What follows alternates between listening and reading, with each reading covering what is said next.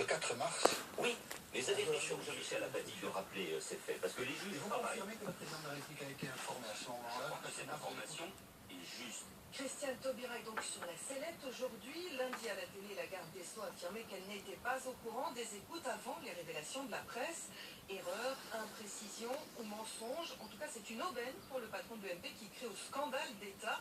Le chef de file des députés UMP réclame de son côté la réunion d'urgence du Parlement. On écoute Christian Jacob, très remonté. Et nous sommes enfin une équipe de fiefés menteurs.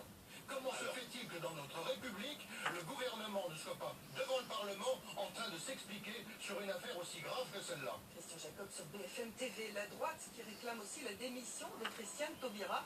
Une demande relayée par le député UMP Georges Fenech. Il était sur France Inter. Je crois que la démission de Mme Christiane Taubira est devenue inéluctable.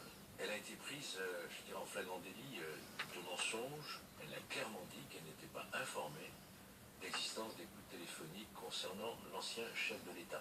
Tout cela me remet en cause le crédit mise à justice aujourd'hui pour continuer sereinement à conduire la politique judiciaire de ce pays. Et pour défendre Christiane Taubira, Bruno Leroux monte au créneau. Le patron des députés socialistes était sur RFI ce matin. Christiane Taubira ne ment pas. Je pense qu'elle s'est référée d'abord sur le fond. Elle n'avait pas connaissance, elle a souhaité le dire de façon claire, elle n'avait pas connaissance du contenu des écoutes. Ensuite, sur l'affaire qui était l'affaire pendante depuis longtemps, elle ne savait pas qu'il y avait eu une mise d'écoute du président de la République. Mais pour défendre la garde des